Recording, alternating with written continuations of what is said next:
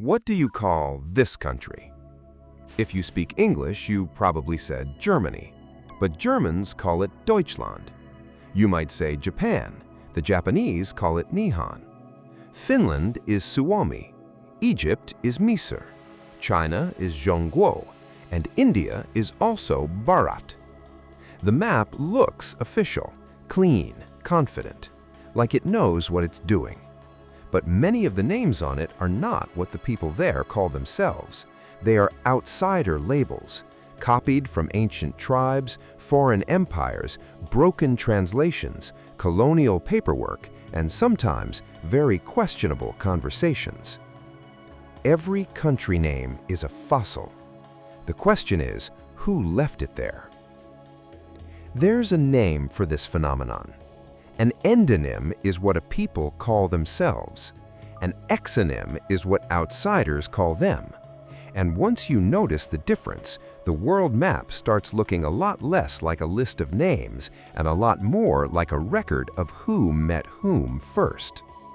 Take Germany. In English, it's Germany. In French, Allemagne. In Polish, Niemcy. In Finnish, Saksa. In Danish, Tyskland. That is not just translation, that is history frozen into language.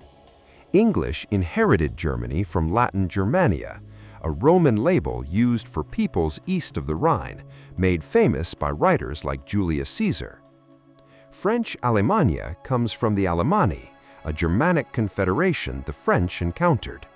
Finnish Saksa points to the Saxons, and Slavic names like Niemcy come from a root meaning something like mute, not because Germans were literally silent, but because they did not speak a Slavic language, which is a very ancient way of saying they're talking, but not in a language that counts. So Germany is not one country with one name. It is a patchwork of ancient encounters, each preserved by a different neighbor. India has a similar story. The name India comes through Old Persian and Greek names for the Indus region. Over centuries, European empires helped fix India as the international name for the subcontinent. But inside the country, there is another name with much older cultural roots, Bharat. The Constitution of India begins with the phrase, India, that is Bharat. So the country carries both names at once, one shaped by outside geography and one rooted in ancient tradition. That is the strange thing about country names. They are not always about what a place is. Sometimes they are about who was looking at it. Egypt may be even more layered. In English, we say Egypt through the Greek Aegyptos. That Greek name is often linked to an ancient Egyptian phrase associated with the Temple of Ptah at Memphis. But Egyptians commonly call their country Misr, an old Arabic and Semitic name with deep historical and religious roots. So in one name you hear Greece, in the other you hear the region speaking for itself. A country can have one border, one flag, one government, and still have multiple historical identities hiding in its name. Some names are not just outsider labels. Some are accidents that became permanent. The biggest example is America. Christopher Columbus reached the Caribbean in 1492, but he died still believing he had found a route to Asia. Amerigo Vespucci, an Italian explorer, helped popularize the idea that these lands were not Asia at all, but a new world. Then, in 1507, a German cartographer named Martin Waldseemüller printed a map and labeled part of that new land America after Amerigo, and the name stuck.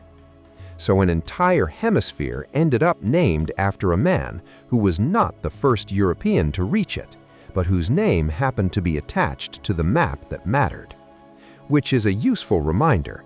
History is written by the winners, but geography is sometimes written by the guy with the printing press. Then there's Singapore. The name comes from Singapura, often translated from Sanskrit as Lion City. According to legend, a prince from Sumatra arrived on the island in the 13th century and saw a strange animal, later described as a lion. He took it as a powerful omen and named the place Singapura. There's just one small problem. Lions are not native to Singapore. The animal may have been a tiger or another local creature, or the story may have grown more legendary with each retelling. Either way, one of the world's most important city-states carries a name built around an animal that probably never lived there. Which, to be fair, is still better branding than possibly Tiger Island. And then there's Türkiye, known for centuries in English as Turkey. The bird called turkey in English was associated with trade routes through the Ottoman world, even though the bird itself is native to North America. So the country and the bird ended up sharing a name in English for reasons that are mostly the fault of confused trade networks. In 2021, the Turkish government began pushing the international use of Türkiye. In 2022, the United Nations accepted the change. Part of the rebrand was about presenting the country under its own Turkish name, and yes, it also helped avoid the English-language bird confusion. Because when your country shares a name with Thanksgiving dinner, eventually someone in the branding department is going to have a meeting. Some place name stories are famous because they sound almost too perfect, like Yucatán. One popular version says Spanish explorers asked local Maya people what the land was called, and the answer sounded like Yucatán, possibly meaning something like, "I don't understand your language." The Spanish wrote it down, the name survived. Now, historians debate the exact origin of Yucatán. The "I don't understand you" story may be more legend than fact, but the legend survives because it captures something very real.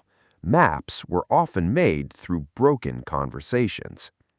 Imagine being asked a question by an armed stranger in a language you don't speak. You answer, "I don't understand you," and 500 years later, your confusion is on Google Maps. That is not just a naming error, that is a user interface problem with boats. Canada has a better documented version of this. In 1535, French explorer Jacques Cartier heard indigenous guides use the word Kanata, meaning village or settlement, in reference to the village of Stadacona. Cartier expanded the word on his maps to describe the surrounding territory. Over time, that local word for a settlement became the name of the second largest country on Earth.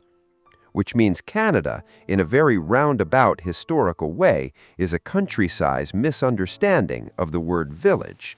A small word grew into a huge map. In the Pacific, names reveal a different kind of history. Kiribati is the local pronunciation of Gilbert's after the Gilbert Islands, which were named by outsiders after a British captain. Tuvalu means 8 standing together, referring to the 8 traditionally inhabited islands.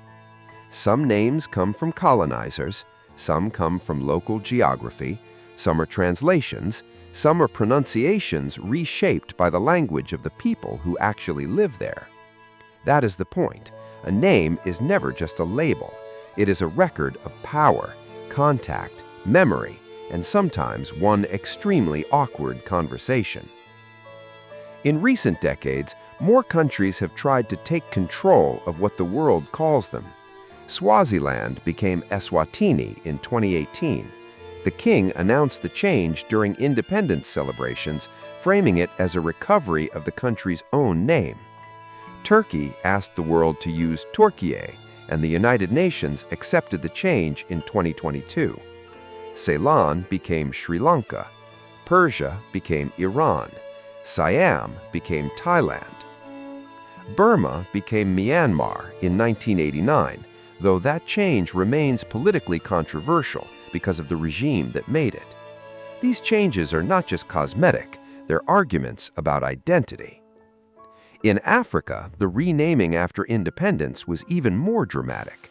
Rhodesia became Zimbabwe, named after the ancient stone city of Great Zimbabwe. Nyasaland became Malawi. Bechuanaland became Botswana.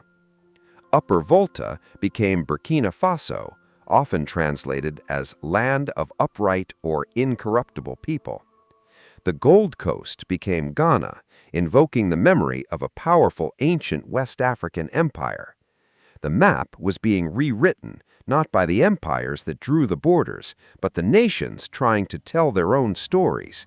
Because a name answers three questions. Who named this place? Why did they choose that name? And who gets to decide if it stays? Changing a country's name does not change its mountains, rivers, or cities, but it can change the story printed above them. So when you look at a map, remember this: every name is a layer of history, a Roman label, a Greek translation, a colonial habit, a local word stretched across a continent, a legend about an animal that was probably not there, a misunderstanding that somehow survived longer than the empire that wrote it down.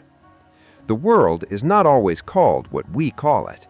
It is called what its people remember, what outsiders recorded, and what history refused to erase. And sometimes the most interesting thing on a map is not the border, it's the name. If you love uncovering the hidden stories behind maps, countries, and the strange systems that shape our world, subscribe to Global Facts. And tell me in the comments what country name surprised you the most when you learned what locals actually call it. I'll see you in the next one.